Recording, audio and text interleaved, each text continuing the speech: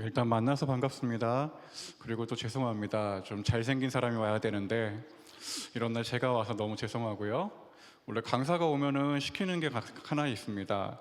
우리 옆에 계신 분들하고 좀 인사를 할 텐데요. 어디 안 가고 여기 와주셔서 감사합니다라고 인사하도록 하겠습니다. 예, 너무 감사합니다. 사실 휴가철이라 얼마나 많은 분들이 오실까 걱정도 했었고, 사실 저도 지금 한 5년 만에 강단에 서게 됐어요. 원래 사역을 안 하고 있었기 때문에 설교할 좀 하면서 프로필을 어떻게 보낼까 하다가 그냥 노는 목사다라고 해서 하나님께 그렇게 말을 했었어요. 왜냐하면 지금 한 5년째 사역을 안 하고 있었고, 물론 문서 사역은 하고 있지만 그거와는 좀 사역의 자리는 좀 다른 것이거든요. 사람들을 만날 수 있고 그 사이사이에서 복음을 전할 수 있는 기쁨이 참으로 오랜만에 주어져서 저로서는 참 두렵고 떨리는 마음으로 이 자리에 왔습니다. 하지만 한편으로는 설교를 망치면 어떨까 하는 되게 부담감이 있습니다. 하지만 어제 하나님께서 기도하는데 아이디어를 하나 주시더라고요. 잘하면은 김성호 목사님이 잘 선택하신 것이고, 못하면은 김성호 목사님이 얼마나 위대하신지 알게 하시려고 저를 이 자리에 보냈다라는 큰 한편에 저희 가벼운 마음이 들었습니다. 여러분, 되게 위대한 목회자와 함께 예배를 드리고 있는 것이거든요. 오늘 되게 의아해 하시는 분들이 있었을지도 몰라요. 본문을 왜 이런 걸 읽어놓고서 성공과 실패가 도대체 뭘까? 그런 얘기들을 하면서 의아해 하셨을 분들도 있을 것이고, 본문 읽어놓고도 딴소리 하시는구나 하는 그런 마음을 가졌을지도 모르겠어요. 하지만 오늘 이 설교 자체는 5년 만에 설교하는 것이고, 그리고 제 자신에게도 설교하는 것이에요. 어쩌면 이 자리에 계신 분들하고 제가 동일합니다. 저도 이제 40대 중반으로 향하고 있는데 솔로로서의 삶을 계속 누리면서 살고 있기 때문입니다. 올해 대한민국에서 가장 큰 화두가 되고 있는 것은 아무래도 공정이라는 말일 것입니다.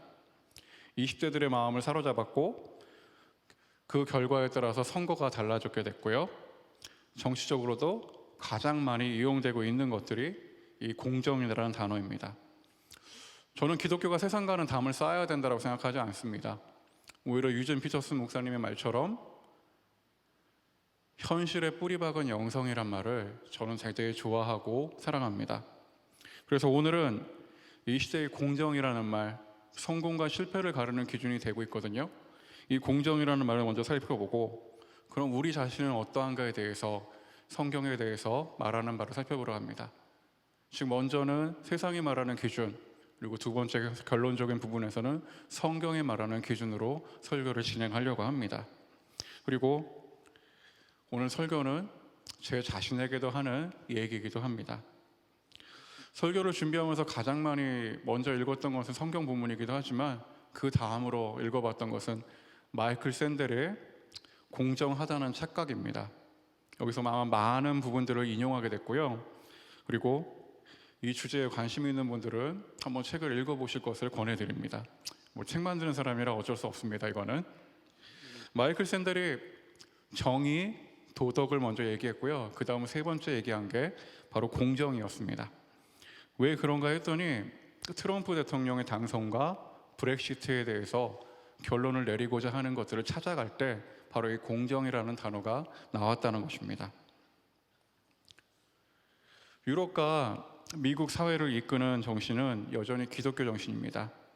아무리 사회가 변하고, 아무리 사회가 우리가 원치 않는 길로 간다 할지라도 기독교 정신이 그 유럽 사회와 미국 사회에 사상적으로 흐르고 있습니다. 그건 누구도 부인할 수 없습니다. 다만 인간의 탐욕은요, 처음 만들어진 것들을 고치고 고쳐서 사람들이 원하는 바대로 변화를 시켰습니다. 샌델이 가장 먼저 꼬집었던 게 무엇이냐? 놀랍게도 기독교였습니다. 특히나 칼빈의 예정론을 간단하게 정리해버립니다. 구원받을 사람은 정해져 있다. 근데 사실 누군지 모른다. 다만 그 열매들을 보면 구원받은 사람들을 알 수 있다라고 말합니다. 이게 칼빈의 예정론을 간단히 정리해버리는 것입니다. 마태복음에서 계속 말합니다. 열매로, 그들의 열매로 그들을 알게 되리라고 마태복음의 결론마다 그걸 나타내주고 있거든요. 그런데 사람들은 이것을 갖다가 잘못되게 사용하기 시작합니다. 금명과 금욕주의를 모토로 삼고 쌓아 올린 불을 그들의 열매라고 해석하기 시작했습니다. 예정론에 대해서는 여기서 다 설명할 수는 없습니다. 하지만 한 가지만 확실한 것은 칼빈이 예정론에 대해서 처음 말했을 때는 하나님의 은혜요, 하나님의 계획이요, 하나님 편에서 모든 것을 결정한다라는 것이었지, 인간의 노력으로, 인간의 결과로 그 열매들을 얻게 될 것이라고 말한 것이 아니라는 것입니다. 하나님이 베푸시는 은혜였지 어떤 결과, 인간의 성취가 아니었다는 것입니다. 그런데 사람들은 이 예정론을 불을 쌓을 수 있는 기초로 삼기 시작했습니다. 얼마나 마음이 편했을까요? 하나님이 이 불을 허락하여 주셨다, 하나님께서 내가 부자들 길을 열어주셨다 했을 때 얼마나 마음이 편했을까요? 하나님이 허락해 주셨는데 그걸 마다할 수 있는 사람이 있을까요? 그런 사람은 아마 없을 것입니다. 하나님이 주셨는데, 하나님이 성공이라는 길을 주셨는데 그 길이 잘못된 길이라고 말할 사람은 아무도 없습니다. 그리고 그때 이 말이 생겼습니다. 열심히 일하고 노력하면 성공할 수 있다. 소위 아메리칸 드림입니다. 여기 계신 분들도 마찬가지고 저도 그 흐름 속에서 지금까지 살아왔다는 것은 부인할 수 없는 일입니다. 샌들이 이제 또 하나를 또 가지고 옵니다. 바로 꽤 유행했던 일입니다. 기독교 안에서 조엘 오스틴이라는 사람을, 조엘 오스틴 목사를 가지고 옵니다. 소위 번역의 신학을 얘기하기 시작합니다. 기도했더니 하나님이 비행기표를 바꿔주셨다. 기도했더니 하나님이 사례를 엄청나게 늘려주셨다. 그런 얘기들로 우리가 한번 혹한 적도 있었습니다. 잘 될 때는 좋습니다. 그런데 문제가 무엇이죠? 안 될 때는 어떻게 될까요? 잘 될 때는 하나님의 복과 나의 능력이 적당히 만나갖고 모든 것이 다 하나님의 은혜요, 하나님의 뜻이구나 하고서 성취되었다라고 말할 것입니다. 그런데 안 될 때는 여러분 어떻게 됩니까? 쟤는 죽으라고 잘 되는데 나는 안 돼요. 그럼 어떻게 될까요? 나는 하나님께 잘못한 사람인가요? 나는 하나님께 복을 받지 못하고 하나님이 나를 버린 사람일까요? 소위 번영의 신앙이 갖고 있는 난점이 그것입니다. 우리가 다 잘 되면 좋겠어요. 그런데 지금의 시대가 과연 우리가 잘 된다고 말할 수 있는 시대 가운데 살고 있을까요? 저는 감히 그렇지 못하다라고 말하고 싶습니다. 우리에게 남는 것이 성공하지 못한 자책이라면 하나님은 그것을 원치 않으십니다. 하나님이 우리에게 벌 주시기 원하는 게 하나님의 뜻은 절대 아니기 때문입니다. 뭔가 잘못되어 있는 것들을 느낍니다. 이때 샌들의 주제를 미국 사회 전체로 확장을 합니다. 이런 가치관 안에서 미국의 경제가 계속해서 발전을 해왔고, 발전할 때는 문제가 어떤 시스템이, 소위 노력하면 성공할 수 있다는 그 시스템이 위기를 맞게 됩니다. 이 세상에 지금 쉽게 들었던 말들, 대우가 한참 잘 나갈 때 세계화, 글로벌 이런 얘기들을 했습니다. 미국 사회도 마찬가지였죠. 그런데 이 세계화를 맞이하면서 미국 사회에도 지각 변동이 일어납니다. 글로벌이라고 말하고 세계화라고 말하는 것에 앞장섰던 사람들이 그것들을 독점하기 시작합니다. 열심히 노력해서 됐던 것들이 이제는 먼저 나가서 준비했던 사람들만의 잔치로 변해가기 시작했다는 겁니다. 기회를 갖게 된 소수의 사람들이 그것들을 좀 독점하는 일들이 늘어나기 시작한 것입니다. 그리고 그들이 그것을 무엇이라 부르기 시작했냐면 능력이라고 부르기 시작했습니다. 이것이 바로 능력주의의 시작입니다. 능력만 있으면 할 수 있다가 아니라 이제는 보이지 않는 벽들이 생기기 시작합니다. 능력도 어느 조건 하에서 시작할 수 있다, 라는 말이 시작됩니다. 암묵적 합의가 생기기 시작합니다. 그것이 무엇일까요? 그것이 바로 교육입니다. 미국 사회도 입시 비리가 있다고 하고요. 우리도 최근 몇 년 전에 봤던 드라마를 통해서 만날 수 있습니다. 스카이 캐슬이라는 드라마 아마 욕하면서 보실 분들 되게 많을 텐데 어느새 그게 우리 사회에서 현실로 점점 받아들여지고 있는 것들을 보게 됩니다. 어떤 특정한 계층에게는 문들이 열리지만 어느 특정한 계층에게는 문이 열리지 않는 현상들이 점점 우리 속으로 들어오고 있습니다. 우리나라도 통계들이 이제 말을 하고 있습니다. 2020년 국감에서 소위 스카이대라 불리우는 스카이대학 의대 입학생 74%가 고소득층이라고 발표가 나왔습니다. 엘빈 토필러가 부의 미래라는 책에서 부의 미래는 교육의 미래라고 분명히 얘기를 했는데 이미 우리나라에서는 개천에서 용나는 일이 점점 어려워지고 시작점도 점점 어려워지는 겁니다.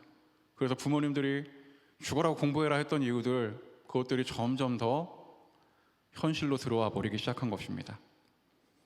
그런데 이 부분에서 열심히 노력하는 20대들이 고통을 받잖아요.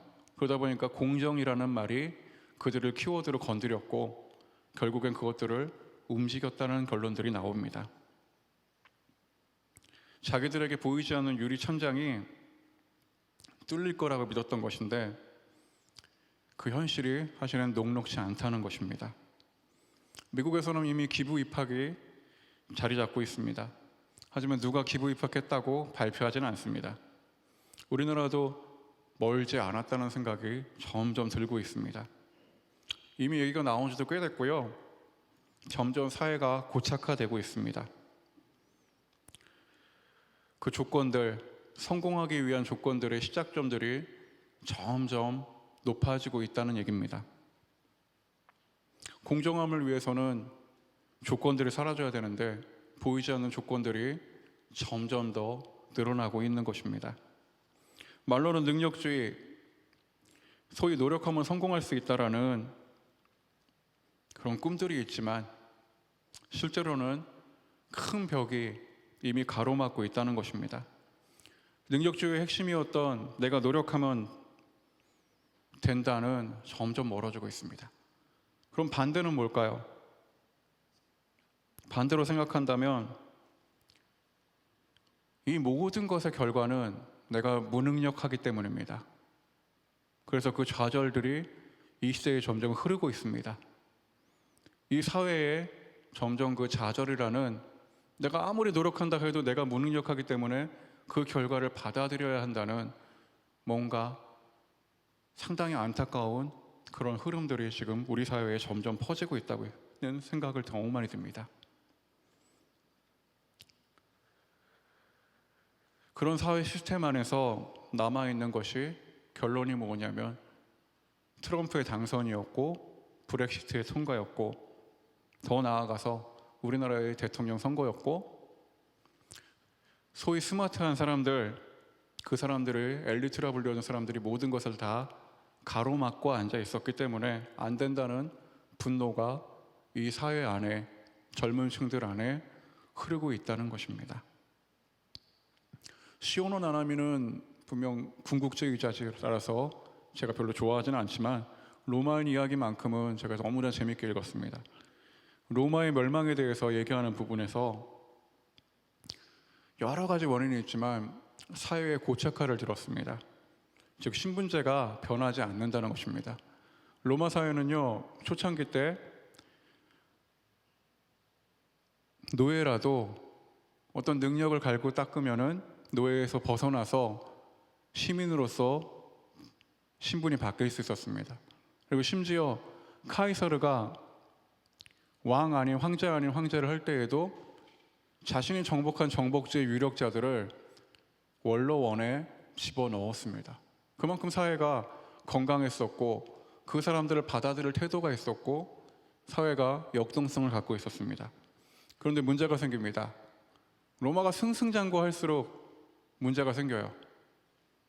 정복지를 점령할 때마다 노예들이 늘어납니다. 그래서 사람들이 노예를 쉽게 구할 수 있게 되죠. 돈 있는 사람들은 어떻게 했을까요?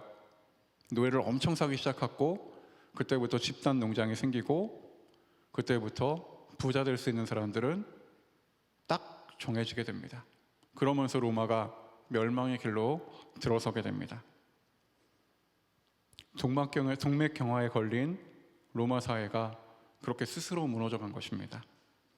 어쩌면 저는 이 시대가 그 갈림길에 서 있다라고 저는 생각하고 있습니다.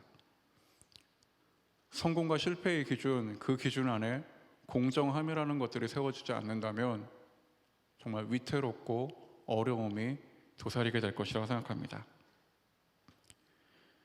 이 정도의 현실감을 가지고서 저는 이제 성경의 말씀으로 들어가 보려고 합니다. 제가 오늘 택한 본문은요, 족보입니다. 그래서 저는 이 족보가 설교하기 상당히 어려운 본문이거든요. 설교자들 대부분은. 근데 어느 날 딱 성경 이 본문을 읽는데 저한테 너무 많은 위안이 됐어요. 제 자신에게는 너무 위안이 됐어요. 왜 위안이 될까요? 이분들, 오늘 바벨론으로 끌려간 이분들 엄청난 사람들이었을까요? 엄청난 일들을 했을까요? 도대체 이 사람들은 뭘 한 것일까요? 우리의 삶은요, 이걸 했다, 저걸 했다, 무엇을 이뤘다, 무언가를 가졌다, 무언가가 나에게 있다라는 것으로 평가받고 성공과 실패의 기준들을 얘기하고 있습니다. 아마 지금 이 시간에도 저 목사가 설교를 잘하네 못하네 그런 평가들을 하면서 그 자리에 계실지도 모릅니다. 이건 어쩔 수 없어요. 제가 초등학교 사역을 할 때도 6학년짜리 남자애 하나가 첫 설교를 했는데 갑자기 설교 끝나고 다가오더니 막 목사님 은혜 받았어요 이런 얘기 할 줄 알았더니 목사님 설교 잘하네 그 말을 하면서 가더라고요. 얘네들 평가 참 무섭다. 어쩔 수 없어요. 사람들은 계속 평가를 하거든요. 생각해보면 당연한 거예요. 걔가 어릴 때부터 유치부부터 다녔다 하면 설교를 얼마나 많이 들었겠어요. 잘했다 못했다 평가를 할 것이고 이 자리에 계신 분들도 마찬가지일 것입니다. 어쩌면 사람은 계속 그런 평가 속에서 살아야 할지도 모릅니다. 만약 하나님이 그런 평가를 했다면 우리는 어떨까요? 여기 살아남을 수 있는 사람이 몇 명이나 될까요? 그렇게 생각하면 하나님을 참 무서운 분으로 생각하겠지만 사실 구약 시대를 보게 되면 그렇지 않습니다. 그런 설교를 들어보셨는지 모르겠지만 저는 어릴 적에 들었던 설교인데 제사장이 지성소에 들어가야 됩니다. 우리 지성소에 들어갈 때 되면은 소리 나는 방울을 허리에 차고서 들어가야 된다라고 그런 설교 들었을지도 모르겠어요. 그 다음에 끈으로 묶고 들어가서 소리가 들리면은 살아있는 거고 소리가 안 들리면은 죽은 거다. 그래서 끌어냈다. 라는 설교 들었을지 모르겠는데 제가 이제 신대원 준비할 때 성경을 되게 많이 읽거든요. 그때까지는 그런 생각이 없었기 때문에 성경을 잘 안 읽었는데 성경을 준비하면서 그래도 어릴 적에 들은 게 있으니까 성경에 그런 얘기가 있나 하고서 계속 찾았는데 없더라고요. 뭔가 좀 잘못됐구나 하는 거를 그때 알았는데 대신에 하나님이 감춰주시는 게 있더라고요. 죄인 된 상태로 그 지성소 안에 들어가면 사람 분명히 죽습니다. 그런데 하나님이 죽지 않는 길을 제시해요. 먼저 성경 잘 읽어보시면요, 향로를 먼저 피운 다음에 제사장이 그 안에 들어갑니다. 왜 피울까요? 그 향을 피우는 이유는요, 우리의 죄를 하나님 스스로 가려주시기 위해서예요. 보지 않겠다는 선언이에요. 그리고 모세가 하나님을 만나러 올라가잖아요, 산에. 근데 산에서 내려올 때 구름이 얼굴을 가린 것처럼 수건을 가리고서 또 내려와요. 하나님이 가려주셨던 그 구름, 그리고 수건, 그리고 지성소 안으로 하나님이 다 가려주셨던 거예요. 하나님이 죄를 보지 않고 죄를 묻지 않겠다고 해서 하나님 스스로 책임지겠다고 그것들을 다 가려주셨던 것입니다. 그런데 우리는 하나님에 대해서 세상의 기준으로 판단할 때가 많죠. 앞서 말했던 것처럼 잘못하면 다 내 잘못이고 내가 못하는 것은 하나님께 벌을 받아서라는 되게 어쩌면 권선징악형인 마음 편한 그런 얘기들을 우리가 하고 있는지도 모르겠습니다. 하나님이 우리를 부르셨으면 하나님이 우리를 책임져 주시는 것은 당연한 것입니다. 죄를 가려주시는 그분의 은혜, 그것 아니면 우리 기독교는 사실 설명할 수 없습니다. 은혜를 빼면 우리 기독교가 뭐가 남을 것 같습니까? 사회봉사요? 카톨릭이 더 잘합니다. 말씀 공부요? 어쩌면 이단들이 더 잘합니다. 죽으라고 공부시키잖아요. 그 사람들하고 얘기해 보세요. 바늘 끝 하나 들어가지 않습니다. 정신무장 다 돼 있어요. 그만큼 계속 훈련시키고 계속 모이게 하니까 자기 집에 있는 것까지 다 갖다 바치잖아요. 우리 기독교에서 은혜가 빠지면 아무것도 없는 것입니다. 예전에 저는 선배 목사님들 상당히 존경하고 이 시대를 이끌어 오셨던 것들을 되게 좋아합니다. 하지만 평가들은 나뉘게 됩니다. 예전에 삼박자 구원을 말하시던 분이 목사님이 계셨습니다. 그리고 그 목사님의 시대에는 그게 맞는 말이었습니다. 경제는 계속 성장했었고 어쩌면 방언은 제일 최하층 은사라고 불렸으며 예수 믿어야 복 받는다고 믿고 있었습니다. 폭발적으로 사회는 성장했고 눈앞에 보였습니다. 그 모든 것이 하나님의 복이라 표면적으로는 말했지만 마음속으로는 내가 하나님께 잘해서라는 믿음이 자리 잡고 있었다고 저는 생각합니다. 물론 그렇지 않은 분들도 분명히 존재했겠지만 은혜의 자리가 하나님은 없는 은혜요, 오로지 내가 하나님 앞에서 잘한 공로만 남은 그런 자리로 변질되었다고 생각합니다. 요새 20대 청년들이 교회를 떠납니다. 기껏 잘 키워냈더니 애들이 떠납니다. 대학에 진학한 아이들은 그런 대로 교회에 남지만 대학 진학 못한 애들은 어느 순간 사라집니다. 그걸 또 통과하면 두 번째 고비가 있습니다. 직장에 가야 된다라는 그런 고비를 만납니다. 좋은 직장에 들어간 아이들은 또 교회에 남을 수 있습니다. 그런데 거기서 탈락한 친구들은 또 교회에서 멀어집니다. 앞서 말한 것처럼 이 아이들은 평가를 받고 있습니다. 교회 안에서도 이미 이런 능력주의적인 평가들이 자리 잡고 있다는 얘기일지도 모릅니다. 하나님이 쟤는 사랑해서 저런 좋은 것들을 주시고 하나님이 나는 미워해서 이렇게 안 주시나 보다라는 그런 잘못된 흐름들이 교회 안에 있는 것처럼 보입니다.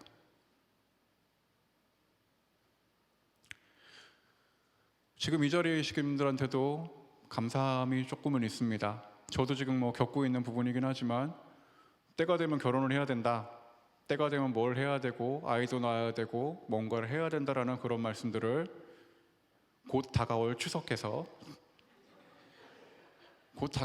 들으셔야 됩니다. 저도 어느 순간 그게 듣기 싫어가지고 홍대에 있는 카페에 24시간 가 있더라고요. 혼자 책 읽으면서 시간 보내겠다라고. 그럼에도 불구하고 신앙을 가지고 이 자리를 지켜주시고 기도하시고 이 험한 세상 가운데 믿음을 가진다는 것, 그것에 대해서 저는 감사하게 생각합니다. 하지만 한편으로는 저는 감히 김성훈 목사님께는 욕을 먹을지 모르겠지만 어느 순간 기도원이 사라져서 모든 사람들과 함께 할 수 있는 그런 모임으로 변하길 바라고 있습니다. 특정한 사람들만 모여서 이렇게 모이는 게 아니라 모든 사람을 감당할 수 있고 모든 사람이 함께 할 수 있는 그런 공동체의 모습을 갖는 것이 어쩌면은 교회의 건강한 모습이 아닐까라는 생각도 이 설교를 했습니다.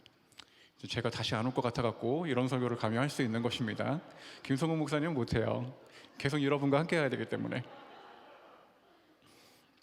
하지만 저의 생각은 그렇습니다. 더 이상 교회가 층을 나누고 교회가 하나님의 복을 얘기하면서 너는 잘 됐고 너는 못 됐고 그런 얘기를 할 게 아니라 하나님의 은혜를 받았다, 하나님의 은혜로 오늘은 살아가고 이 일주일 동안 예배를 기다리면서 하나님의 은혜를 누렸다 하는 그런 얘기들이 더 많이 나오는 것이 교회요 공동체라고 생각합니다.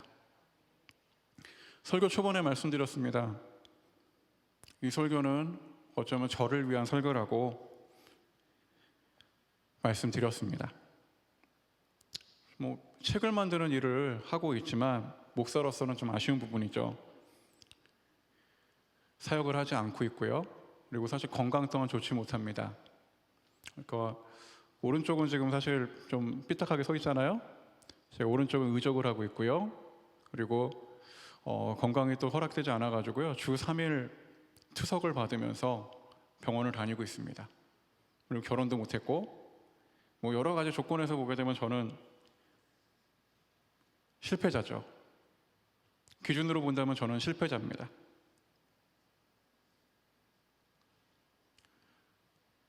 여러 가지 어려움들, 그것들을 저도 겪고 있고 그런 마음 가운데 이 자리에 서 있는 것입니다. 여러분들 가운데 우영우를 보시는 분들이 있을지 모르겠지만 저는 그 영화 볼 때마다 동감이 돼갖고 울기도 하거든요. 이제 나이가 찼는지 울지 않던 제가 울기 시작하더라고요. 그 삶의 변화라 저는 생각하고 있습니다. 그런데 한편으로는 곰곰이 생각해 보면은 만약 우영우한테 저런 능력이 없었다면 저런 대우를 받을 수 있었을까? 라는 그런 씁쓸함도 제 안에는 있습니다. 대부분의 많은 사람들이 그런 능력주의 안에서는 능력에 따라서 인정을 받지만 그렇지 않은 경우는 인정을 받지 못하기 때문입니다. 능력주의 시대에는 사역 안 하고 아픈 목사인 저는 실패자라고 이미 말씀드렸습니다. 그러나 하나님의 관점에서는 과연 그럴까 하는 생각이 너무 많이 들었습니다. 역사는요, 승자의 역사라고 말합니다. 그런데 성경만큼은 사실 그렇지 않아요. 하나님의 역사 얘기가 다릅니다. 오늘 본문이 바로 그 본문이에요. 드디어 성경 얘기합니다. 바벨론에 끌려간 그 사람들, 왕과 후손들, 뭐가 예뻐서 적어놨을까요? 뭐가 예뻐서 14대나 되는 그 이름들을 적어놨을까요? 이스라엘이 망해가던 것들, 유다가 망해가는 것들에 대해서는 이미 수없이 설교를 들었기 때문에 아실 것입니다. 그들이 어떻게 하나님을 떠났고 그들이 어떻게 망해갔는지는 분명히 알고 계실 것입니다. 근데 그런데도요, 하나님은 족보에 그들을 적어두셨습니다. 그들이 잘나서, 그들이 뭔가를 성취해서, 그들이 뭔가를 하나님께 드릴 수 있어서가 아니라 그들에게 중요한 것은 하나님이 택하셨다는 단 하나의 사실 때문입니다. 하나님이 택하셨다는 거예요. 하나님이 이스라엘을 택하셨고 다윗의 족속들을 택하셨다는 단 하나의 이유 때문에 그들이 족보에 기록됐고 성경에 기록됐습니다. 바벨론 포로 동안 이름이 나왔던 그 사람들이 무엇을 했을까요? 독립운동을 했을까요? 아니면 반역이라도 이뤄갖고 이스라엘로 돌아가겠다 했던 것들을 했을까요? 아마 했을지도 모르겠지만 때가 찾아 하나님이 그들을 이스라엘로 돌리셨습니다. 그리고 그들을 지워지지 않는 영원한 족보에 기록해 주었습니다. 어쩌면 그들이 한 일이라고는 유목민족이었으니까 평생 양 엉덩이만 보다가 양 엉덩이 몇 마리 셌다 하고서 하루를 보내다가 그냥 그렇게 죽었을지도 몰라요. 그런데 그들이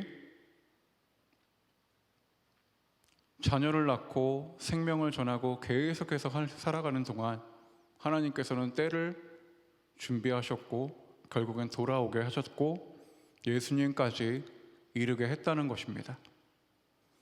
오늘 본문이 계속해서 반복하고 있는 단어는 딱 한 가지예요. 낳고 낳고 낳고 낳고. 뭐 이렇게 낳기만 했는지 계속해서 그런 낳고만 말하고 있습니다. 창세기에 보면 가인과 아벨의 족보가 나옵니다. 거기 자세히 보시면 가인의 자손들은 뭔가를 만들고 있습니다. 제가 읽어드릴게요. 라멕이 두 아내를 맞이하였으니 하나의 이름은 아다요 하나의 이름은 실라였더라. 아다는 야발을 낳았으니 그는 장막에 거주하며 가축을 치는 자의 조상이 되었고 그의 아우의 이름은 유발이니 그는 수금과 퉁소를 잡는 모든 자의 조상이 되었으며 실라는 두발 가인을 낳았으니 그는 구리와 쇠로 여러 가지 기구를 만드는 자요 두발 가인의 누이는 나아마였더라. 여러분, 낳고 낳던 즉 생명을 전하는 족보가 여기에서는 약간 변화가 있습니다. 여기만큼은 무엇을 했을까요? 가축을 치는 자의 조상이 됐고요, 수금과 퉁소를 잡는 자의 조상이 됐고요, 구리와 쇠로 여러 가지 기구를 만드는 자가 탄생했습니다. 즉 사람이 어떤 일을 했다라는 것이 이 가인의 족보에서 나오기 시작한 것입니다. 하나님은 여기서부터 알고 계셨는지도 모르겠어요. 하나님은 생명을 전하는 일에 초점을 두었다면 사람은 자기의 능력을 자랑하고 자기가 무슨 일을 했다, 자기가 무엇을 가지고 있다라는 것을 자랑할 것을 분명히 알고 계셨다는 것입니다. 오늘 우리 성공과 실패의 기준 무엇입니까? 혹시 이 가운데 아파트 갖고 계신 분 계십니까? 아파트 평수가 얼마다? 아니면 직장 내에서 내가 승승장구하고 있다? 아니면 내가 이제는 성공의 사다리를 타고 안정권에 들어섰다라는 것이 우리의 자랑입니까? 저는 그런 기준들이 우리 안에 먼저 나서는 일이 없었으면 좋겠습니다. 교회 안에서 곰곰이 앉아있다 보면은 교회 카페에 갈 일들이 꽤 있거든요. 그러다 보면은 투자를 어떻게 갖고 잘됐다 얘기들은 상당히 많이 들리는데, 내 자녀가 얼마나 어떻게 잘됐다 하는 얘기들은 들리는데, 예수님 때문에 나 은혜 받아서 어떻게 살 것이다 라는 얘기들은 들리지 않는 경우들이 너무 많습니다. 교회 카페인데요, 교회 안에서 하는 얘기들이 어느새 세속화의 물결 속으로 점점 들어가고 있습니다. 사람이기 때문에 그런 얘기 안 할 수는 없습니다. 하지만 예수 그리스도 없이 그 얘기들이 진행된다는 것 자체, 저는 그것이 안타까울 뿐입니다. 그렇게 사는 사람도 있을 것이고요, 그렇게 살지 못하는 사람들도 분명히 존재할 것입니다. 그러나 교회 안에서는 그런 자든 그렇지 못한 자들이든 모두 공평하게 하나님의 성도요, 하나님의 자녀요, 모두 존귀히 여김을 받을 하나님의 자녀들입니다. 그 사실을 우리 스스로 잊어서는 안 됩니다. 세상이 그리한다고 교회마저 같아져서는 안 되는 것입니다. 만약 잘난 사람들만 위주로 하는 교회다, 그러면 저도 있을 수 없어요? 그리고 이 자리에 얼마나 남을지 모르겠습니다. 만약 그렇다면 잘난 사람들만 11조 하면 되고요, 잘난 사람들만 봉사하면 됩니다. 질문 하나 드리겠습니다. 재정 지원 받는 게 쉬울까요? 아니면 봉사하는 게 더 쉬울까요? 몇십 년 전까지는 봉사가 더 쉬웠어요. 그런데 요새는요, 봉사자 모으는 게 진짜 힘들어요. 어떤 일 좀 같이 봉사합시다, 어디 좀 가서 뭐 합시다, 교회 좀 쓸고 닦고 합시다, 그런 얘기하면 왜 이렇게 바쁜 사람들이 많은지 모르겠어요. 주일에 카페에 앉아서 아파트 얘기, 자녀 얘기 하는 사람은 그렇게 많은데, 사실 이게 지금 우리의 현실일지는 모르겠습니다.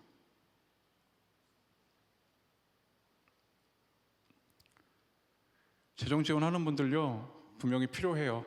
그런데 지금의 시대는 봉사하는 자들도 더 많이 필요합니다. 부디 기도원에 계신 분들이 봉사의 자리를 좀 찾아서 갔으면 좋겠어요. 교회 교사들 필요하고요, 사랑의 교회는 모르겠어요. 근데 일반 교회들에서는 지금 교사 하나가 없어갖고 점점 고령화되고 있어요. 청년들이 사라졌어요. 50대 교사들이 막 청소년 애들 돌보고 있고 청년들도 안 하려고 그러고 그런 현실들로 점점 변해가고 있습니다. 싫어하고 있거든요. 교회는 3D 업종이라고 교사들을 안 하려고 그래요. 여러분이 갖고 있는 지식 그리고 이 자리에서 예배 드릴 정도의 능력이면 교사하실 수 있으니까 제발 교사들 지원하시고 교육부서 살리는 일에 여러분 좀 힘써 주셨으면 좋겠어요. 재정 지원하시는 분 분명히 필요하고요. 봉사하는 분들 점점 필요합니다. 모두가 다 필요한 사람들이에요. 하지만 가치를 나눌 수는 없지만 헌신하시고 봉사하는 길들을 택하시는 것을 저는 조금 더 권해드립니다.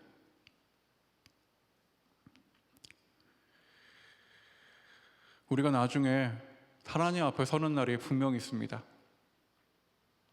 이런 얘기를 하면 제게 싫어하시는 분들이 있어요. 나는 유병상생할 거다. 끝까지 아프더라도 오래 살 수 있을 거다라고 생각하시는 분들이 있는데 사실 인간의 때는 알 수가 없습니다. 하나님 앞에 서는 날 어쩌면 우리가 세상의 기준으로 하나님 앞에 얘기할지도 모릅니다. 하나님, 저는 이런 일을 했고요. 교회에서 어떤 걸 했고 뭘 했습니다 라고 말할 수도 있고요. 어떤 분은 하나님 앞에서 그저 생명을 전하는 일, 그냥 낳고 하는 일들, 믿음의 자녀들을 낳는 일, 믿음의 자녀를 가르치는 일들만 하다가 그렇게 왔습니다라고 말할 수 있는 분들도 생길지 모르겠지만 하나님께서 볼 때는 모두가 동등하게 보실 것입니다.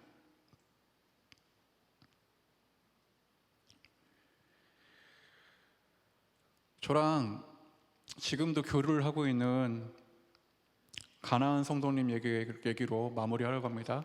가나안 성도 뭔지 아시죠? 예수님을 믿지만 교회는 싫어갖고 안 나간다고 해갖고 가나안 성도입니다. 거꾸로 해서 안 나가의 반대 가나안입니다. 저보다 형님인데 교회에 불만을 갖고 계셨어요. 가나안 성도 대부분은 교회에 불만을 갖고 있는 사람들입니다. 학업에 대한 얘기 그리고 자기에 대한 얘기들이 교회에서 모두 공유가 되더래요. 그게 너무 싫더래요. 근데 결국엔 성장해 갖고는 교회 커뮤니티에 들어오지 못했죠. 그러다가 목사님이 한번 저 사람 찾아가서 얘기해라.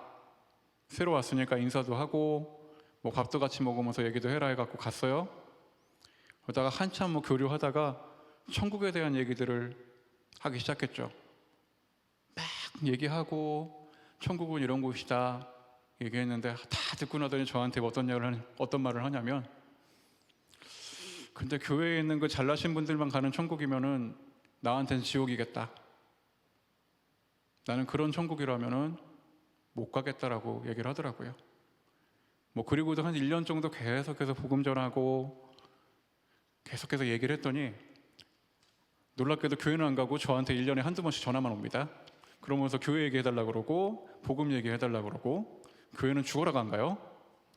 그래놓고 어느 날 되면 이제 11조 한번 해보고 싶다고 해서 어느 교회로 보내면 좋겠냐 그래갖고 제 아는 개척교회들에 다 보내줘라 하고서 이렇게 얘기하고 있어요.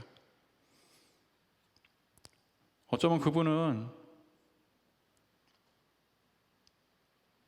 성공과 실패의 기준에서 교회에서 탈락한 자입니다.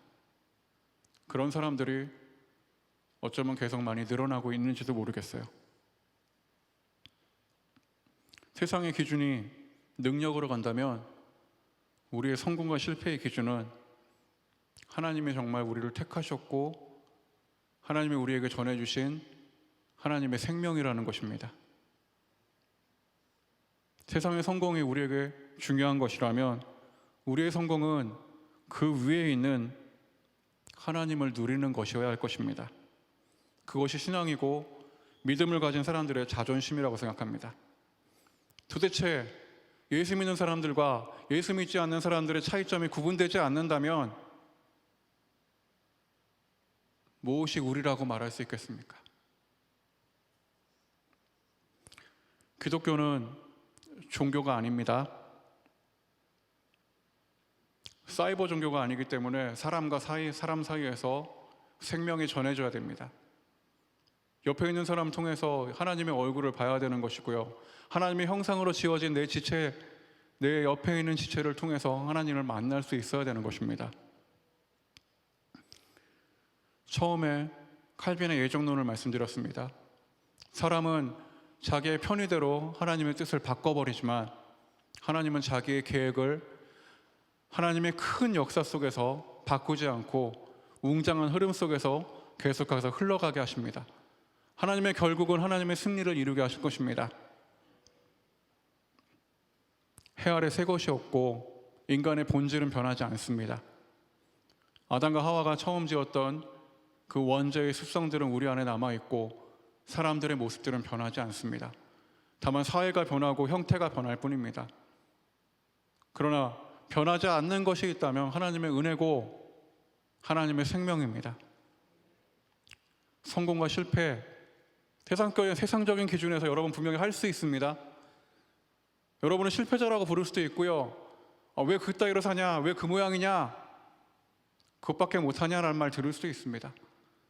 하지만 단 한 명,